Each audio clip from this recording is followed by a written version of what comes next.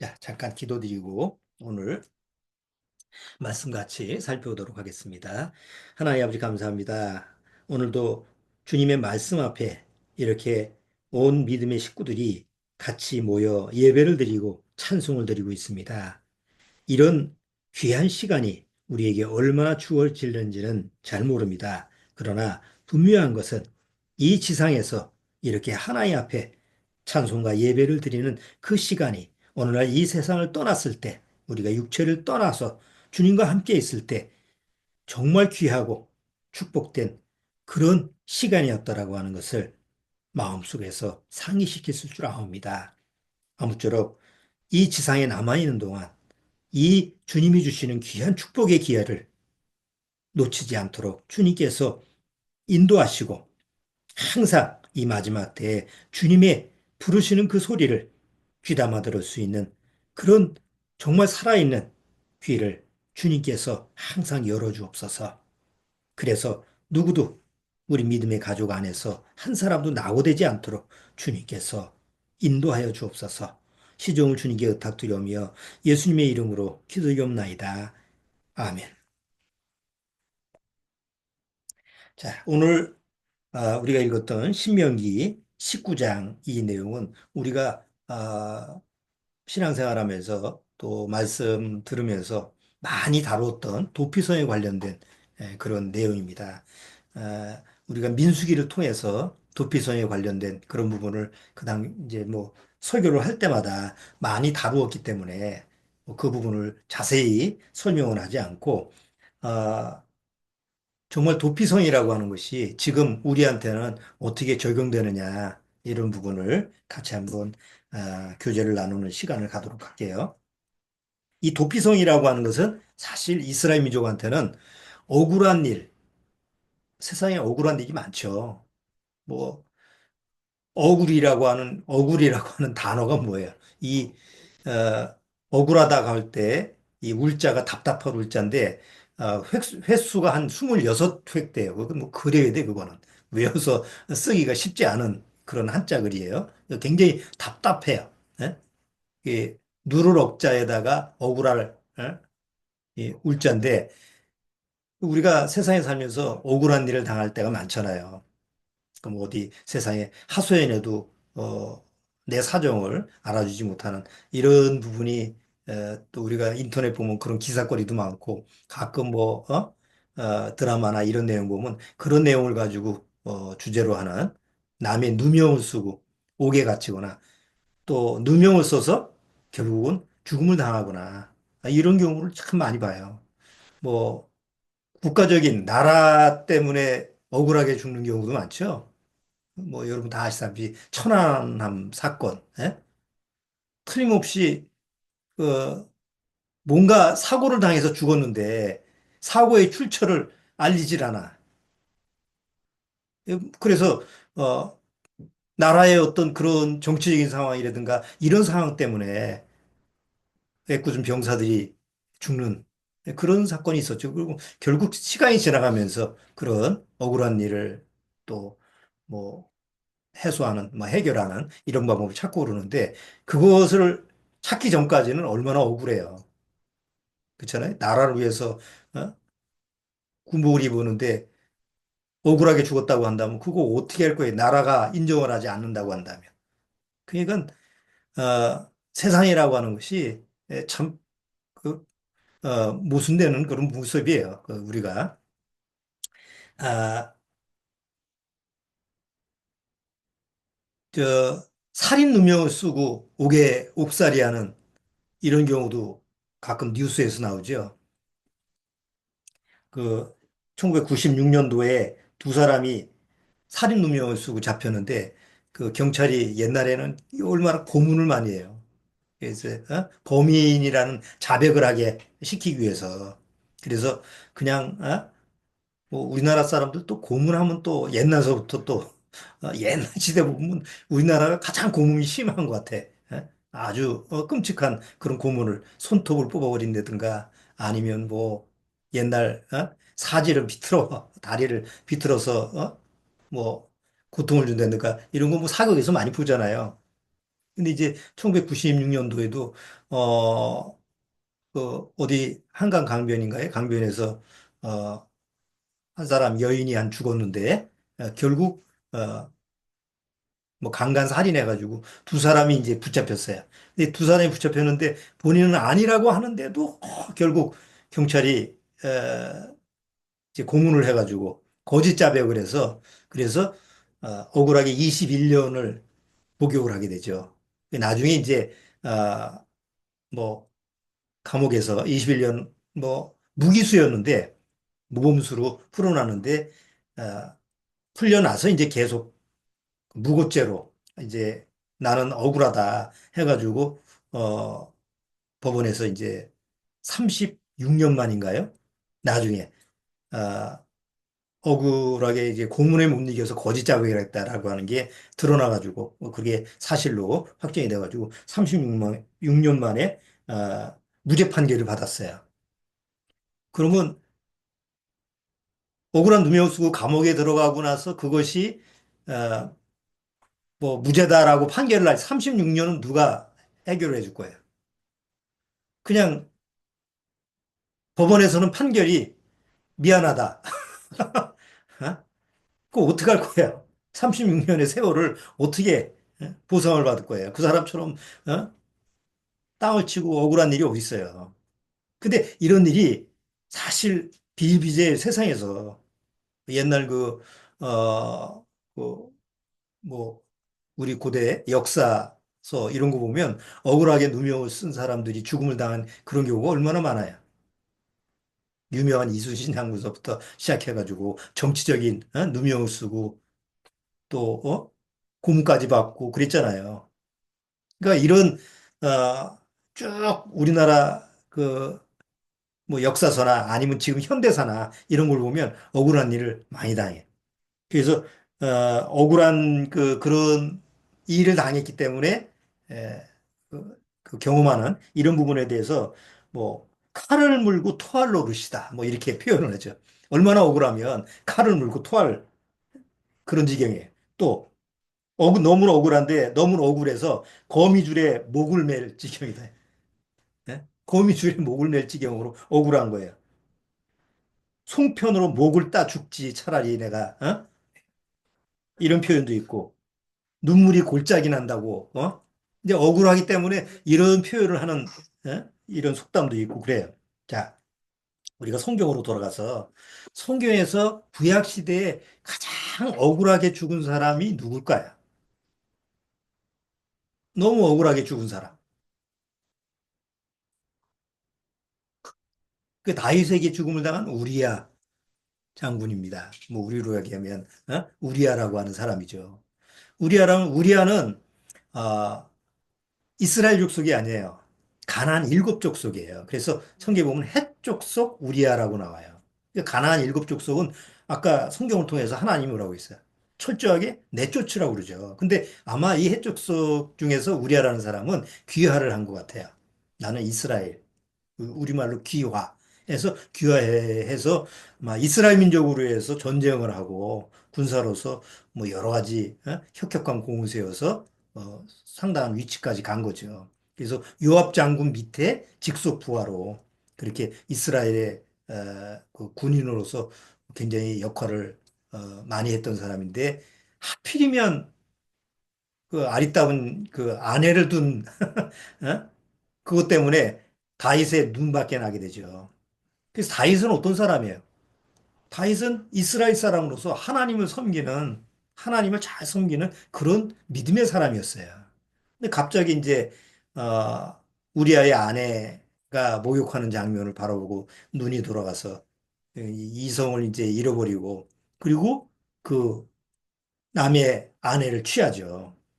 결국 그것 때문에 그 죄를 은닉하기 위해서 그 우리아를 요압 장군한테 보내서 적 앞에 일선에 세워서 죽게 하라. 요압 장군이 이유도 모르고 결국은 그 불의에 이- 동참하게 되죠. 그래서 죽임을 당해요. 그리고 다윗은 시침이 딱 되고. 그러니까 그 당시의 상황을 보면 다윗만 입 다물면 뭐 다윗은 뭐 가해자니까 다윗이 뭐 아무런 이유 없이 그냥 그렇게 유야무야 해가지고 지난다고 한다면 이 사건은 그냥 우리아가 억울하게 죽임을 당한 걸로 끝날 판이었어요. 세상 일에 이런 일이 얼마나 많은 거예요. 이렇게 우리아처럼 억울하게 죽임을 당하고 나중에 그 억울함을 풀 수도 없이 죽었으니까 누가 알지도 못하잖아요. 우리아의 아내조차도 이 이유를 모르잖아요. 그러니까 아무도 모르는 이런 억울한 죽임을 당했을 때 세상에서는 이렇게 억울함을 아, 그 당하고 결국은 죽는 경우도 얼마나 많아요. 나중에 해결을 못하고. 근데 하나님 앞에서는 그런 일이 있을 수가 없는 거예요. 물론 성경에 보면 우리아가 죽임을 당하고 나서 뭐 회복을 했다. 뭐 우리아의 뭐 억울함이 풀어졌다. 이런 얘기는 성경에 없어요. 근데 하나님은 다윗의 죄를 그냥 덮어두지 않죠. 나중에 손자를 보내서 다윗한테 가서 그 죄를 토로하게 해요. 네가 이스라엘의 왕으로서 하나님을 믿는다라고 하는 그런 하나님의 택한 왕으로서 남의 아내를 취해가지고 그렇게 빼앗을 수 있느냐. 그렇죠? 선자가 와서 예화를 들어가지고 부자가 자기가 어? 양이 그렇게 많은데 양 한 마리밖에 없는 그 가난한 사람 걸 뺏어가지고 잔치를 열었습니다. 왕이요. 그러니까 다윗이 노발대발 해가지고 야, 그놈 잡아다가 능지처참을 해라고 하니까 어? 당신이 그 사람 아니요. 그래서 다윗이 하나님 앞에서 엎드려서 회개를 하고 그래서 시편 뭐 내용을 보면 다윗이 하나님 앞에서 아주 그냥 진짜 피를 토하는 그런 회개를 하고 결국 그것 때문에 하나님이 다윗의 이후에 왕국을 두 나라로 어, 나누고 또 다윗의 그 첫 번째 우리아가 첫 번째 낳은 아이는 죽음을 당하게 되죠. 다윗이 아무리 기도를 해도 하나님 편에서는 다윗의 첫 번째 아이는 죽어요. 그리고 두 번째 태어난 아이가 누구냐면 우리아를 통해서 우리아의 아내를 통해서 태어나게 된 아기가 솔로몬의 유명한 이스라엘의 왕이 되죠. 솔로몬이 되게 되는데 자 그러면 우리아는 구약 속에서는 다윗한테 억울한 뭐 죽임을 당하고 끝나버린 인물인데 그럼 하나님은 왜 그냥 그냥 아무렇지도 않게 지나버리냐. 다윗은 용서하고 계속 이스라엘 민족한테 또 성경은 위대한 믿음의 사람으로 그냥 보존시켜 놓으면서 왜 우리아라 억울한 죽임을 당한 사람은 그냥 아무렇지도 않느냐. 그렇지 않습니다. 하나님의 공이라는 건 그럴 수가 없죠. 그래서 마태복음 1장에 예수님의 족보를 보면 우리아라는 사람의 이름이 나옵니다. 예수님의 족보에서 이방인, 해족속 이방인이 이름이 들어가는 거는 다말 말고 유일한 사람이에요. 다말도 아시죠? 다말은 그래도 유대인이잖아요. 예? 자, 그런데 우리아라고 하는 인물은 철저한 이방인인데도 불구하고 거기에 예수님의 족보에 이름이 들어가요. 한번 마태복음 한번 보시죠. 여기 손 잡고 마태복음 1장.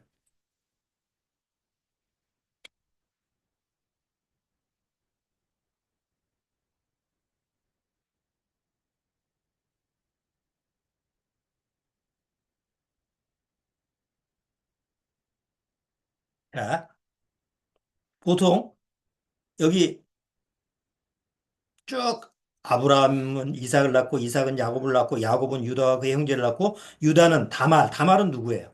며느리죠. 특별한 상황이에요. 유다가 다말에게서 베레스와 셀을 낳고 베레스는 헤솔을 낳고 쭉 낳다가 여기 다윗은 솔로몬을 낳고 이렇게 끝나야 되잖아요. 근데 굳이 다윗은 우리아의 아내에게서 사실 우리아가 죽고 나서 우리아의 아내는 누구의 아내예요? 결국 다윗이 이제 아내를 취했으니까 다윗은 다윗의 아내에게서 솔로몬을 낳고 그러면 뭐 굳이 다윗의 아내라는 말은 늘 필요가 없잖아요. 그런데 굳이 여기다가 다윗은 우리아의 아내예요. 물론 구약의 사건을 사실화해서 여기서 기록해 놓은 거지만 여기서 하나님은 우리아라고 하는 사람을 잊지 않았다라고 하는 사실을 우리가 여기서 볼 수가 있는 거죠. 하나님은 하나님의 일을 진행하시는 부분에 있어서 하나님의 공의라는 게, 하나님의 선이라고 하는 것은 항상 하나님의 모든 인자하심과 하나님의 오래 참으심과 하나님의 모든 긍휼하심이 다 들어가 있어요. 그러니까 다윗이 정말 하나님 앞에서 구원받지 못한 사람보다 더 못한 아주 형편없는 그런 간음에다가 사진죄까지 써질렀잖아요. 그렇지만 하나님의 인자하심과 긍휼하심과 자비하심은 뭐예요? 그런 다윗일지라도 뭐예요? 하나님이 너의 피난처가 된다. 하나님의 은혜라고 하는 건 다윗에게 피난처를 제공해 주는 거예요. 그렇다고 해서 그 죄를 그냥 유야무야하게 없애버리는 게 아니고 그 죄에 대한 대가는 어떻게 해요? 철저하게 치르게 하는 거죠. 그래서 다윗의 그 이후의 삶을 보면 비록 믿음의 사람으로 살았지만 그 삶은 뭐 보통 고통스러운 게 아니었어요. 그렇죠? 나중에 다윗의 그 삶의 모습을 쭉 보면 그렇게 행복한 삶이 아니었다는 것을 우리가 알게 돼요. 나중에 다윗이 뭐라 그래요? 유언처럼 나와 내 집은 하나님의 집 같지 않다. 얼마나 다윗의 인생 자체가 굴곡진 삶이었는지 고통스러운 삶이었는지 그런 부분을 우리가 쭉 구약을 통해서 잘 알게 되죠. 자, 그러나 우리야라고 하는 사람은 특별하게 뭐 어떤 얘기는 없지만 예수님의 족보에 들어갔다는 얘기는 하나님의 뭐에 있는 거예요? 하나님의 기억 속에 있는 거죠. 그러니까 하나님이 그 우리아의 억울함이라고 하는 것을 하나님이 충분히 보상해 주셨다라고 하는 사실을 우리는 믿을 수가 있어요. 야, 너는 이방인이니까, 이방 족속이니까 이게 아니라는.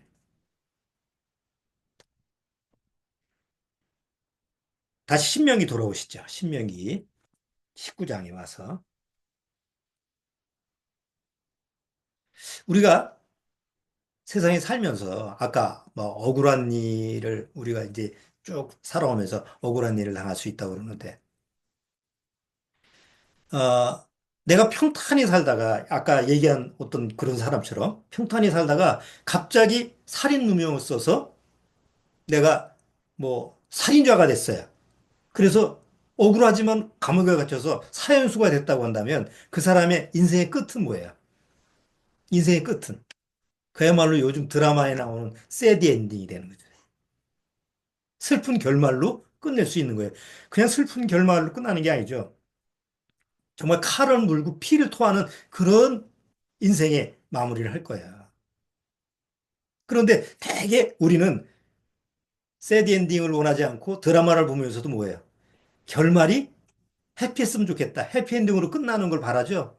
그래서 요새는 뭐 댓글을 써가지고 제발 죽지 않게 해달라고 주인공이 비극적으로 하지 말게 해달라고 막 그런 식으로 댓글 쓰잖아요.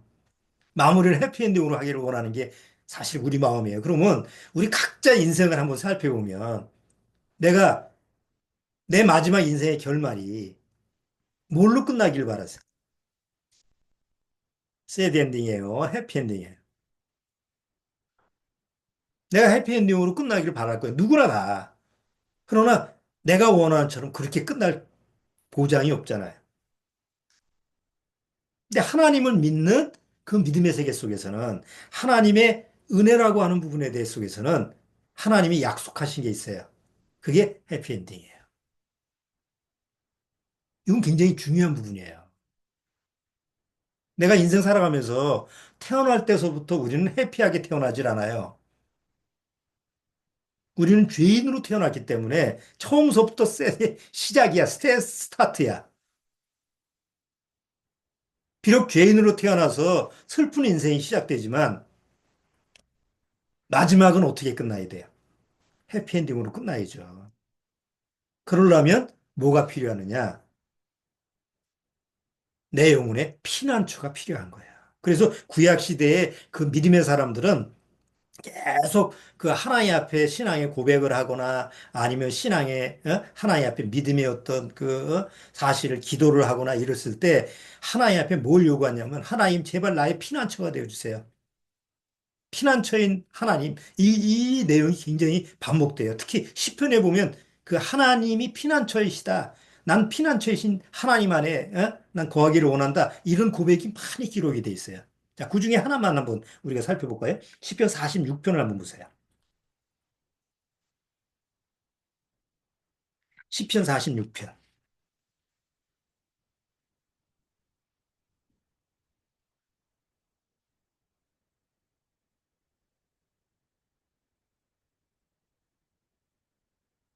시편 46편. 시편 46편. 짧으니까 제가 한번 읽어볼게요. 고라자손의 시 이렇게 돼 있어요. 시편 46편에 하나님은 우리의 피난처시요 힘이시니 환난 중에 만날 큰 도움이시라. 그러므로 땅이 변하든지 산이 흔들려 바다 가운데 빠지든지 바닷물이 흉용하고 뛰놀든지 그것이 넘침으로 산이 흉용할지라도 우리는 아니하리로다 셀라. 요즘 보면 뭐 일본 후지산이 어느 날 터진다. 어?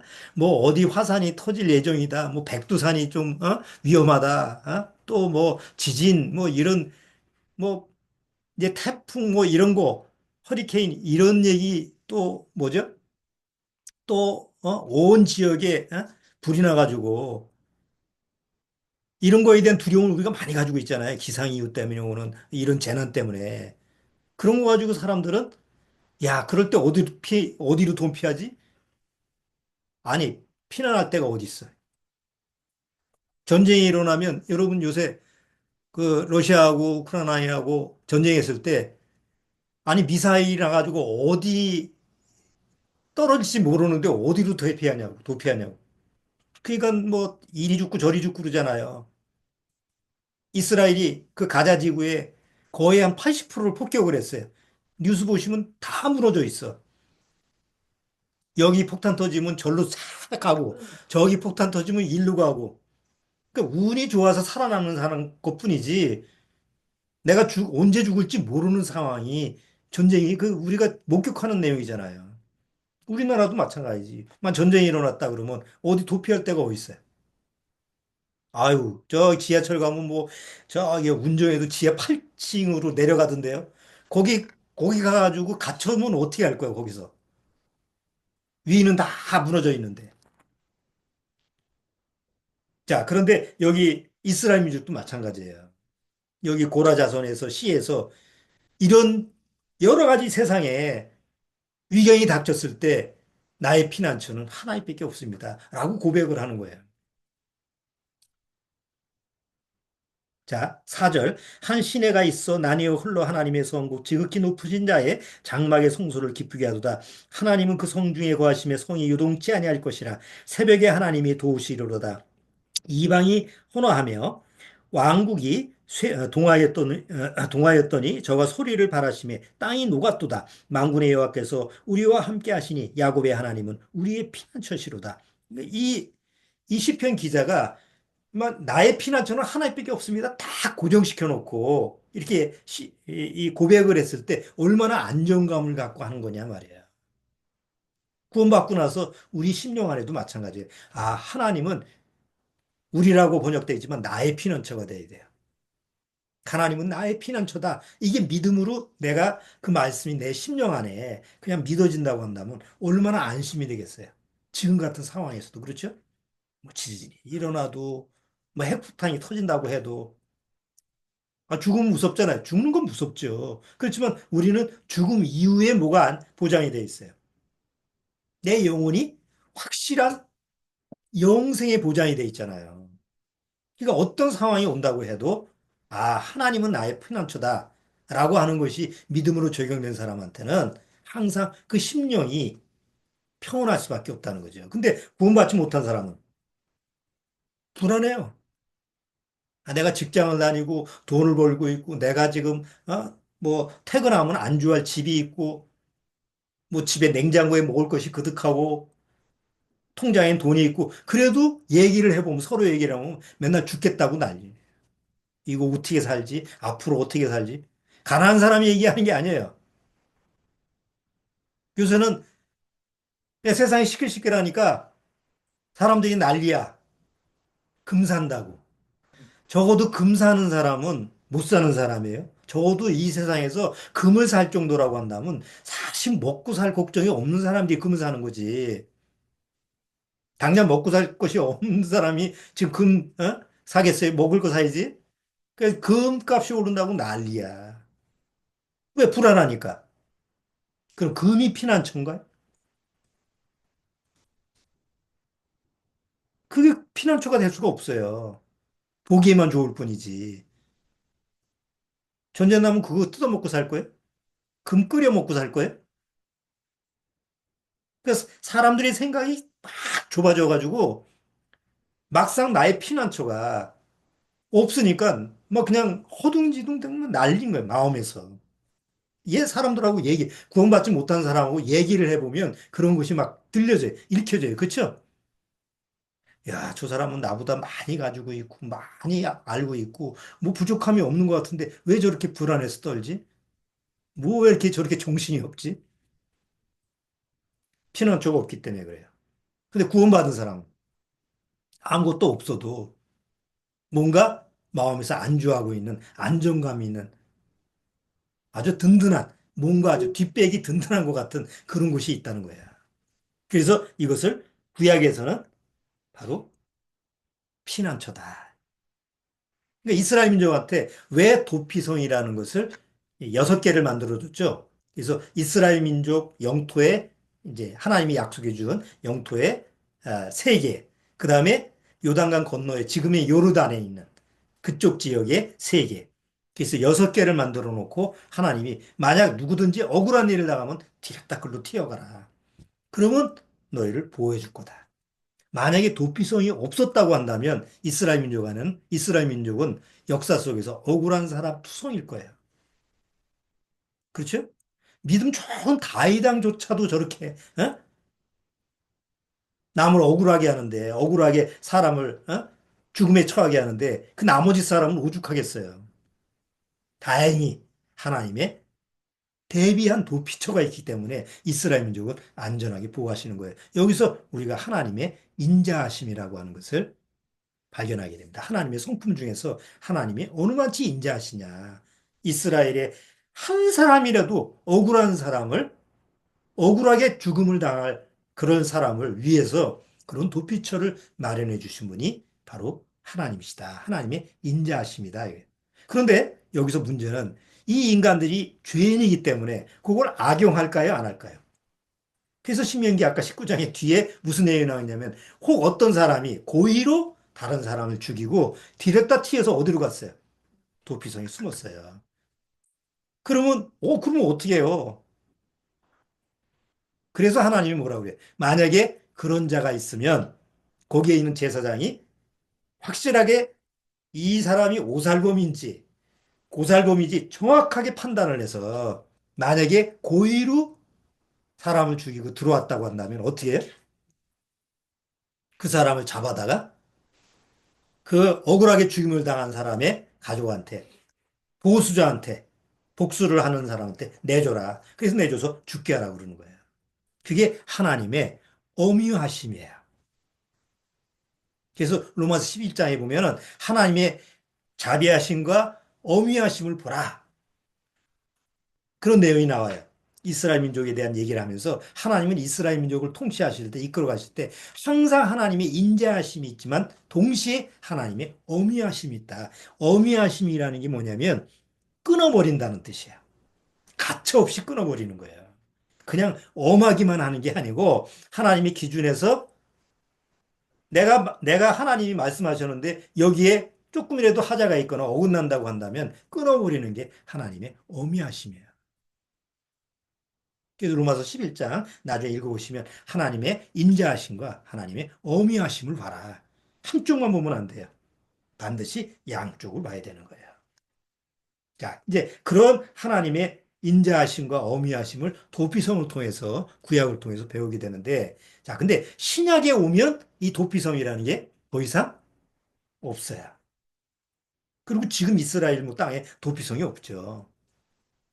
자, 그러면 구약의 도피성은 누구의 모형일까요? 바로 하나님의 아들 예수님이 이 세상에 오셔서 친히 자신이 하나님을 믿고 정말 하나님의 아들을 믿는 사람한테 도피성이 되는 그런 모형적인 것이 이스라엘 민족한테 주었던 도피성의 규례예요. 만약 이 세상에 자기 자신이 이 세상에 죄인으로 태어났다는 사실이 억울한 사람은 어디로 가는 거야? 길다 튀어서 예수님 앞으로 가라. 그렇잖아요. 한번 자세하게 보세요. 우리가 상담을 할 때 처음에 다루는 부분이 왜 태어났냐. 네 가지 질문을 해요. 내가 왜 태어나고, 내가 왜 살고, 내가 지금 어디 방향으로 가고 있고, 내가 왜 죽지?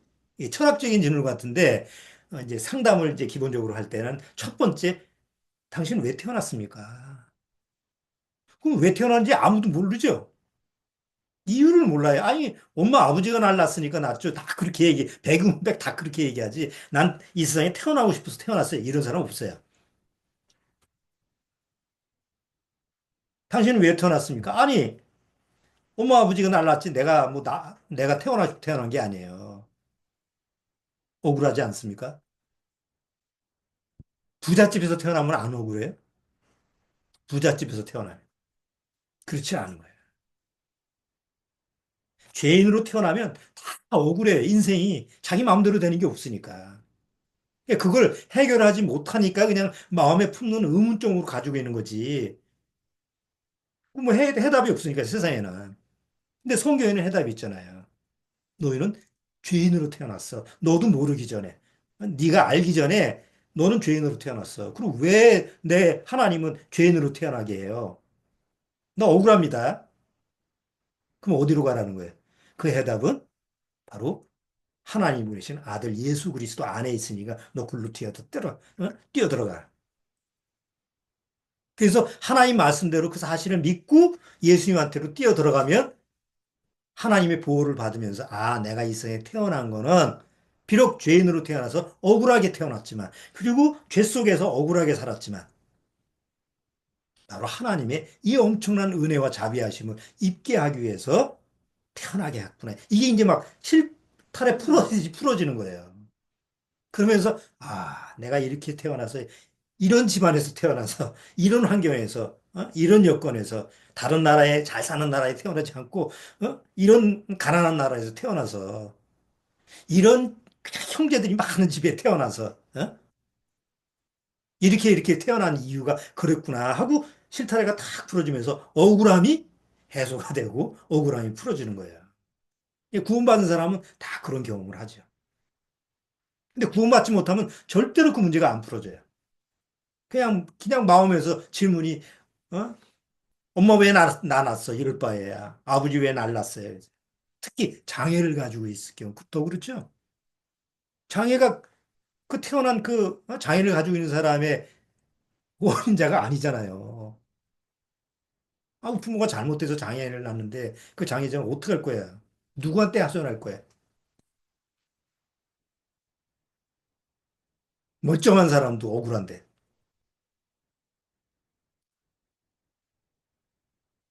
왜? 이게 성경에서 당신은 사단 마귀에서 종로로 탑니다. 죄인으로 타서 지금 죄의 종로로 탄 사람입니다. 사단의 종로 이렇게 쭉 얘기를 하면 서서히 마음에서 어떤 마음이 일어나냐면 울화가 이제 일어나요. 하나님 앞에 울화가 뭐 억울해. 처음에는 그런 게 없었어요. 아유, 내가 하나님 앞에서 죄인이죠. 내가 참 하나님 앞에 잘못했죠. 이 죄를 다 씻어야지. 천국 가죠. 뭐 다 좋은 마음으로 그냥 바싹 하나님 앞에 엎드리고 이런 자세로 하나님 앞에서 상담을 봐요. 다. 왜? 하나님은 신의 존재니까.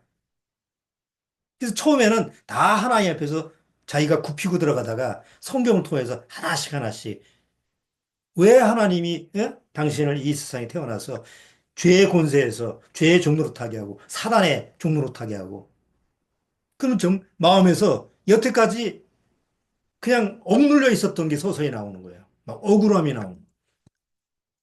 그럼 왜 하나님이 이 세상에 날 태어나게 했습니까? 왜 나라고 하는 존재를 태어나게 해서 이모의 이꼴로 살게 합니까? 그래서 지옥 가게 하는 건 너무 억울하지 않습니까? 막 이렇게 마음에서 이제 하나님 앞에 따지는 거예요. 그게 이제 필요한 거죠. 이사야서에 뭐예요? 여호와께서 야, 우리 서로 변론하자. 네가 잘났는지 내가 잘났는지 서로 변론하자라는 말씀이 나오죠? 변론이 뭐예요? 야, 서로 다퉈보자. 그래서 그런 내 안에 인생의 억울함, 나 정말 본질적으로 가지고 있는 그 인생의 문제를 하나님 앞에서 펼쳐놓고, 하나님, 난 정말 억울합니다. 내가 이렇게 살고 싶어서 이렇게 사는 게 아니라 죄인으로 태어나서 죄를 짓고 사는 거라며요.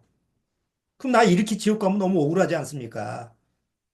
이렇게 마음의 자세가 오히려 하나님 앞에서 자기를 낮추는 겸손한 게 아니고 막 하나님 앞에서 막 대적을 하고 하나님과 싸우려고 하고 나 정말 하나님은 정말 그런 분인 줄 몰랐어요. 이런 마음이 일어났을 때 하나님이 바로 너한테 이런 대비책, 이런 도피처를 마련하기 위해서 내가 아들을 보내지 않았느냐. 그 아들 예수 그리스도가 와서 너의 억울함을 풀어주기 위해서 피난처가 되셨다. 피난처가 되기 위해서 왔다. 여러분, 예수님이 어떤 분이에요? 우리처럼 죄가 있어요, 없어요? 죄가 없습니다. 예수님이 이 세상에 태어나실 때 예수님도 스스로 태어나고 싶어서 태어난 게 아니죠. 하나님이 성령으로 잉태하게 해서 태어나게 하신 분이 예수님이죠. 죄가 없는 분이에요. 그래서 죄에 대한 책임을 질 필요가 없어요. 죄의 싹을 치를 필요가 없잖아요. 예수님은. 그런데 하나님이 예수님한테 원하시는 게 뭐예요? 너는 아담 이후의 모든 인간들의 죄를 네가 대신 져라. 그리고 십자가에서 피를 흘려서 네가 대신 죽어라. 아무 잘못한 것도 없고 사실 그럴 필요도 없는 그런 예수님이 나의 죄를 위해서 십자가를 죽는다고 한다면 우리가 인간적으로 얘기하면 그것처럼 억울한 일이 어디 있냐고. 그렇잖아요? 그럴 필요가 없는 분이잖아요. 하나님 자신이고. 그런데 이유는 딱 하나예요. 바로 나의 억울함을 풀어주기 위해서. 내가 억울하게 죄인으로 태어나서 억울하게 죄를 짓고 살다가 억울하게 그 죄의 결과 때문에 죄의 싹은 사망이라는 그 사실 때문에 지옥 가는 그 억울한 나를 위해서 그 내 억울함을 풀어주기 위해서 그리고 억울한 내가 하나님 앞에서 다시는 원망하지 않게 하기 위해서 바로 예수님이 나 대신 억울한 일을 당한 거예요. 내 죄를 대신 지고 죽으시니까. 아니, 사실 이렇게 보세요. 내가 죄인으로 태어나서 죄를 짓고 살다가 결국 죄의 싹수로 지옥 간다고 한다면 억울하지만 결국 그 죄의 대가, 책임은 누구한테 있는 거예요? 나한테 있는 거죠. 죄는 내가 지은 거니까. 억울해도 그건 소용이 없는 거예요. 내가 지는 죄의 대가를 받는 거니까. 근데 예수님은 죄에 대한 책임을 전혀 지실 필요가 없는 분이었잖아요. 그래서 나의 모든 죄를 대신 지고 십자가에 죽으셨다라고 하는 것은 그건 정말 나하고 비교할 수 없는 차원이 다른 억울함이다 말이에요. 근데 예수님은 그걸 감당을 해요. 왜? 그래야만이 내 억울함이 해소가 되니까. 만약에 아까 두 억울한 사람을 얘기했잖아요. 그두 사람이 억울하게 누명을 쓰고 살인을 안 저지르는데도 불구하고 강간 살인죄로 잡혀가지고 두 사람이 그래서 억울한 옥살이 21년 했어요. 모범수로 풀어놨어도 그 마음에는 뭐가 있을까요? 억울하잖아요. 모범수도 모범 죄인이잖아요. 여전히 그는 강강 살인범이 되어서 살아가는 거잖아요. 근데 그로서부터 한 15년 뒤에 무죄로 판결됐어요. 얼마나 마음이 놓여지겠어요. 그렇지만 억울함이 없어질까요? 자기가 36년 동안 고통당한 그 억울함은 어디서 해결할 거예요? 국가에서 뭐 손해배상을 해준다고 해도 그것 때문에 해체된 가정은 어떡할 거예요? 자식들은 어떡할 거예요? 억울하게 살인범 부모를 둔 그 자식들은 나중에 무죄 판결이 났어도 한 사람의 문제로 끝나는 게 아니었죠. 그러니까 한 사람이 억울함을 당했을 때 그 억울함의 영향력은 엄청난 거예요. 세상에서는 그걸 풀 길이 없어요. 그런데 예수님이 십자가를 통해서 예수님이 아담 이후의 모든 인류의 죄를 대신 담당하셨다는 그 사실은 예수님이 그 억울함을 말로 표현하지 않죠. 이사야서 53장에 뭐 그는 입을 벌리지 않으셨어요. 뭐라고 막 그냥 헛소리에 어? 세상 말하면 나 억울하다 막 탄식하고 그래야 되는데 그런 괴사를 범하지 않으셨다고 성경은 기록되어 있어요. 그냥 묵묵히 그 억울함을 몸소 다 감당하셨어요. 왜? 그게 하나님의 뜻이었기 때문에. 그리고 그 억울함을 감당을 하셨기 때문에 아담 이후의 모든 억울한 자가 죄 때문에 억울함을 당하는 그 모든 사람이 자유함을 얻을 수 있는 거예요. 그게 우리가 얻은 십자가의 비밀이죠. 그래서 예수님이 뭐가 되느냐? 아까 찬송가의 피난처인 예수여라고 부르는 거예요. 누구든지 예수 그리스도께서 나의 구주가 돼서 나의 억울함을 십자가에서 풀어주셨구나라는 사실을 믿고 예수님 안에 들어간 사람은 구약의 억울한 일을 당해서 하나님이 정하신 그 도피성에 숨은 사람하고 똑같이 효과를 발휘하는 거예요. 근데 우리가 여기서 한 가지 알아야 될 게 있어요. 구약 시대에 억울한 일을 당했어도 도피성에 숨으면 세상 것은 가정, 뭐 재산, 그 모든 것을 가지고 갈 수 있어요, 없어요? 없어요. 싹 분리를 시켜야 돼요. 억울하지만 어쩔 수가 없어요. 어? 그리고 그 도피성에서 제공하는 그 모든 걸 가지고 살아야 돼요. 누가 죽을 때까지. 거기 제사장이 죽을 때까지. 제사장이 빨리 죽으면 다행이지. 근데 제사장이 오래 삶을 살수록 그는 어쩔 수 없이 거기 안에 사는 거예요. 이제 신약에 와서 예수님이 나의 도피성이 됐을 때 누구든지 예수 그리스도를 믿고 예수님의 도피성 안에 들어가면 내가 세상에서 가지고 있던 그 모든 것은 어떻게 돼요? 분리가 돼야 돼요. 이제 내 것이 될 수가 없어요. 그냥 예수님 안에 있는 거 가지고 살아야 돼요. 누가 죽을 때까지. 예수님이 죽을 때까지. 제사장이신 예수님이. 근데 예수님은 이미 나를 위해서 죽으셨고 부활하셔서 영원히 사셔. 그럼 구원받은 사람은 어디서 살아야 돼요? 도피성인 예수님 안에서 예수님과 함께 영원히 살아야지. 그것이 나의 삶의 장소고 그것이 나의 삶의 모든 것이라는 걸 알고. 비록 태어나는 것은 슬프게 태어났지만 슬프게 살았지만 어느 날 예수 그리스도 안에 들어간 사람은 진짜 내 영혼의 도피처, 내 인생의 도피처가 돼서 새드 엔딩이 아니고 이제는 해피 엔딩으로 마무리되는 것이 도피성의 모형적인 모습이에요. 그리고 예수님을 통해서 성취가 된 거죠. 히브리서 6장을 한번 보시죠.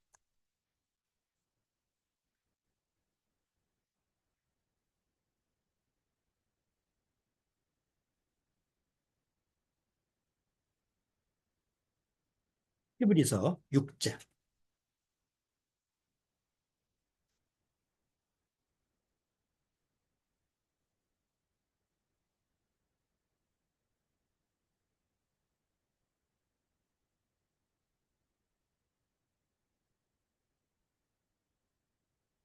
히브리서 6장 여기 어, 6장 1절서부터 제가 조금 읽어볼게요. 6장 1절. 그러므로 우리가 그리스도의 도의 초부를 버리고 죽은 행실을 회개함과 하나님께 대한 신앙과 세례들과 안수와 죽은 자의 부활과 영원한 심판에 관한 교훈의 터를 다시 닦지 말고 완전한 데 나아갈지니라. 하나님께서 허락하시면 우리가 이것을 하리라. 완전한 데 나아갈지라는 것은 하나님의 도피성에 아예 안에서 안주하고 살아라.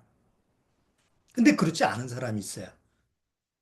구약에서 고의로 살인을 하고 도피성에 숨은 사람 같은 경우. 신약에서는 예수님을 정말 사랑하지도 않으면서 사랑하는 척하는. 구원을 받지 않았는데도 구원받은 척하는 사람. 이거는 외형적으로는 모르는 거잖아요. 하나님만 아시는 거죠. 그런데 여기 4절 보세요. 한 번 비침을 얻고 하늘의 은사를 맛보고 성령에서 참여한 바 되고 하나님의 선한 말씀과 내세의 능력을 맛보고 타락한 자들은 다시 새롭게 하여 회개케 할 수 없나니 이는 자기가 하나님의 아들을 다시 십자가에 못 박아 현저히 욕을 보임이라 땅이 그 위에 자주 내리는 비를 흡수하여 밭가는 자들의 쓰기에 합당한 채소를 내면 하나님께 복을 받고 만일 가시와 옹곤키를 내면 버림을 당하고 저주함에 가까워 그 마지막은 불사름이 되리라. 정말 하나님의 도피성에 숨은 사람은 하나님의 인자하심에 의해서 보호를 받지만 만약에 거짓되게 하나님의 도피성에 숨으면 하나님의 어미하심으로 끊어버린단 말이에요. 우리가 신약에 보면 예수님이 제자들한테 얘기하시는 너희를 끊쳐버리라 뭐 이런 말씀을 많이 하시죠. 그러니까 하나님의 두 성품, 하나님의 자비하심은 모든 죄인들을 감싸 안으시지만, 그러나 하나님의 은혜를 저버리고 오히려 하나님을 이용하려고 하는 자들은 가차없이 끊어버리는 것이 하나님의 엄이다라는 거예요.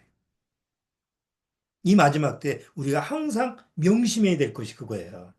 그냥, 아, 나 구원받았어. 하나님의 은혜 안에 있어. 됐지 뭐, 나 천국 간다며.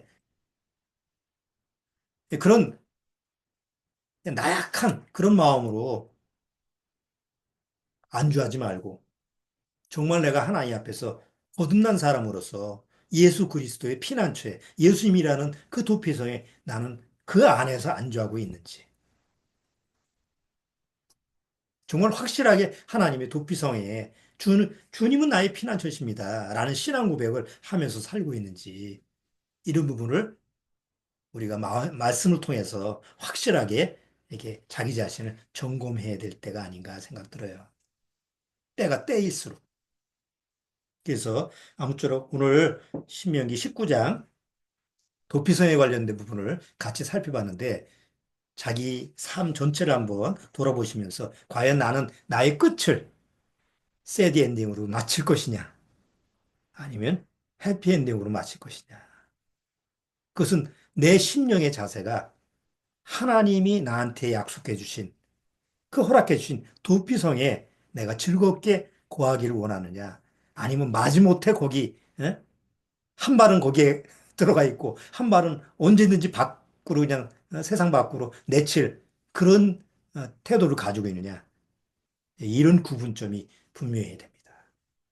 꼭 여러분들이 지혜로운 판단을 해서 지혜로운 선택을 하시길 바랍니다. 자, 오늘은 여기까지 하도록 하죠.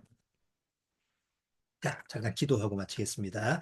하나님, 정말 하나님께서 원하시는 것은 우리의 결말이 행복하고 기쁘게 주님 앞에서 주님이 주시는 영광된 그런 마무리, 마지막을 주님께서 원하시는 줄 압니다. 그리고 구원받은 사람이라면 바로 하나님이 원하시는 그것을 간절히 원하는 줄 압니다. 아무쪼록 우리 믿음의 가족 식구 중에서 지금은 아무 생각 없다가 마지막 결말이 정말 슬프고 비참하고 돌이킬 수 없는 그런 결말을 마주하게 하게 마시고 하나님의 영광된 축복을 다 누릴 수 있는 그런 해피엔딩으로 마무리할 수 있도록 주님께서 인도하시고 축복해 주옵소서. 예수 그리스도의 이름으로 축원합나이다. 아멘.